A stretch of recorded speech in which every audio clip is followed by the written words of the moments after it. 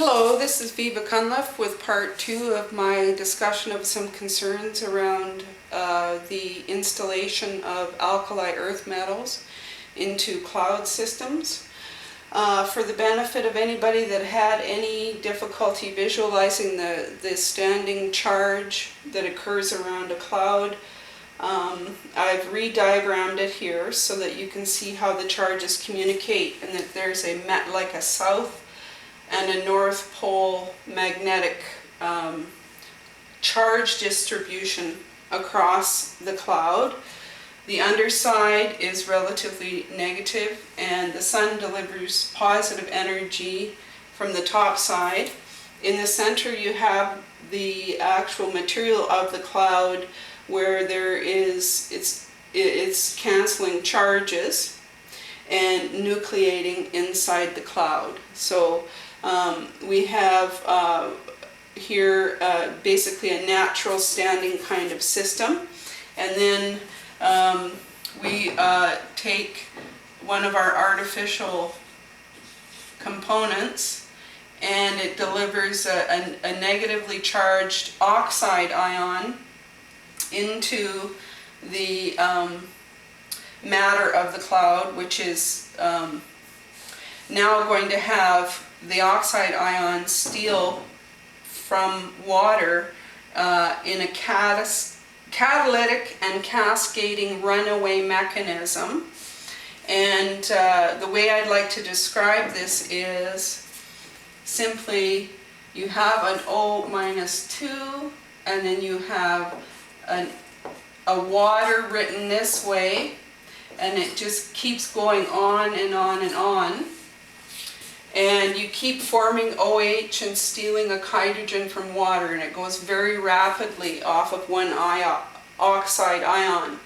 And so unfortunately, if you deliver a good number of these, you're going to have a mechanism which favors a really rapid transition from water vapor to water ice, because it is well known that the alkali metals and the alkali earth metals favor the formation of ice if they're inside here. And they still manage to come back out again. And when they do, they come back out and they oxidize again. So they grab oxygen from the atmosphere, say lower down, so BaO over here, and that depletes the oxidative layer lower down.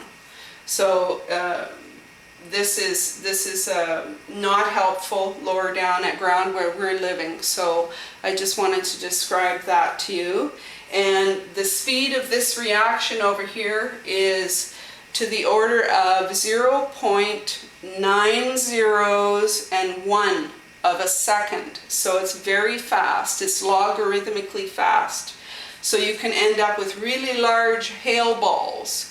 And then what happens with the charge communication is that it draws such a negative power in here, this runaway mechanism, that the positive energy that doesn't manage to be needed in here to cancel the charge will then discharge out as lightning. So really dramatic weather potential, much more chaotic. So that's my concern there. This is the white haze that people see is the oxides reforming again. And when all the clouds are gone, you still see that white haze. The other thing that occurs is after the ice balls or the rain comes out, and the reaction reverses so that the landed precipitation, if it's snow, when it melts, it gives off hydrogen gas, which is positively charged. And so if this was a big system, there'd be a whole bunch of positive charges below down here, and they would be depleting, again, the oxidative layer down below. So it damages at ground air quality in a significant way. So that's another concern I have about trying to do this up here at the cloud level. So I just want to list off the hydrooxygens for you.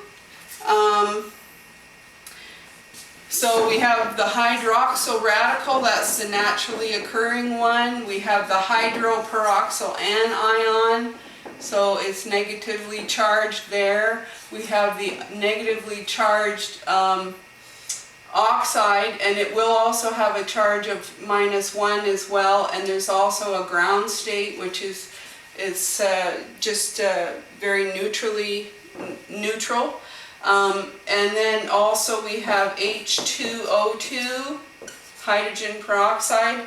This one likes to give off an oxygen,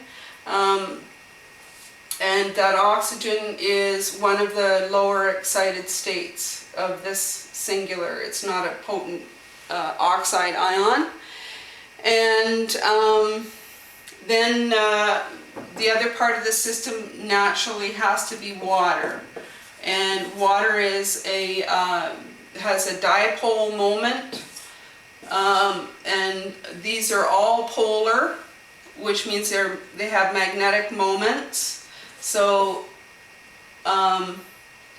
sorry, I did that wrong. It's two hydrogen.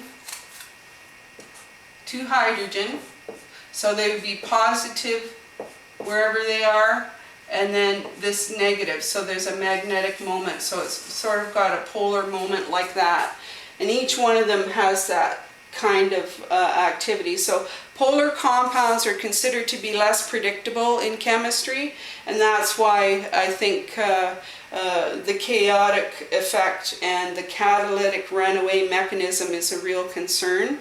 So that's the general group of the hydroxygens, which are related to hydrogen and water.